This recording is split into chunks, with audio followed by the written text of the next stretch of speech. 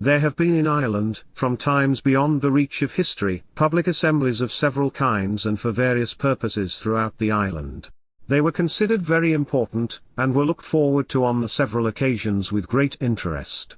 Affairs of various kinds, some affecting the whole kingdom, some the particular province or district, were transacted at these meetings. The laws were publicly recited to make the people familiar with them. There were councils or courts to consider and settle such matters as the claims of individuals to certain privileges, levying fines, imposing taxes for the construction and repair of roads, and such like. In fact, the functions of these meetings of more than 1,000 years ago were in many respects like those of present city councils. In all the assemblies there were markets for the sale and purchase of commodities. Some meetings were established and convened chiefly for the transaction of serious business. Even at these there were sports and pastimes. In others the main object was the celebration of games, but advantage was taken to discuss and settle important affairs.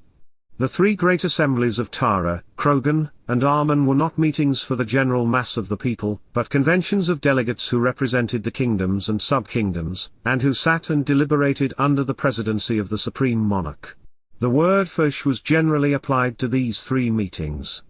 The Mich of Tara, according to the old tradition, was founded by Olaf Fowler, who was king of Ireland 7 or 8 centuries before the Christian era.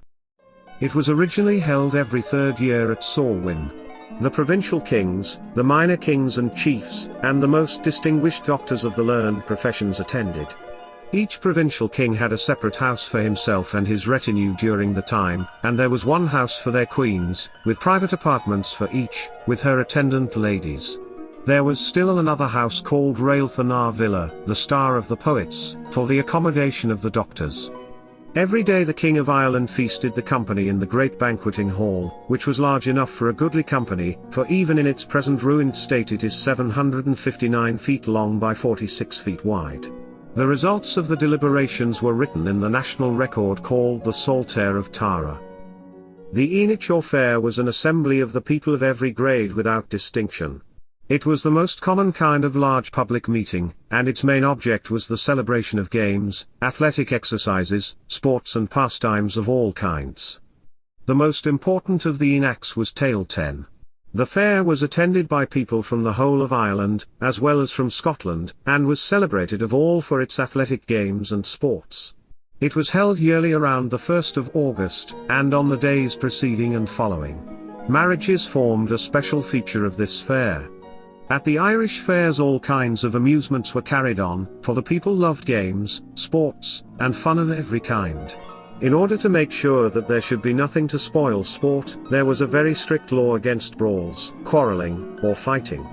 Anyone who struck a blow or raised any disturbance was sure to be punished. If it was a very bad case, he was put to death.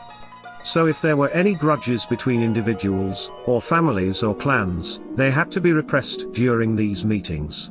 The old Greeks had a law for their games exactly similar, which they called the Sacred Armistice. An Irish fair in those times was a lively and picturesque sight. The people were dressed in their best, and in great variety, for all, both men and women, loved bright colors, and from head to foot every individual wore articles of varied hues.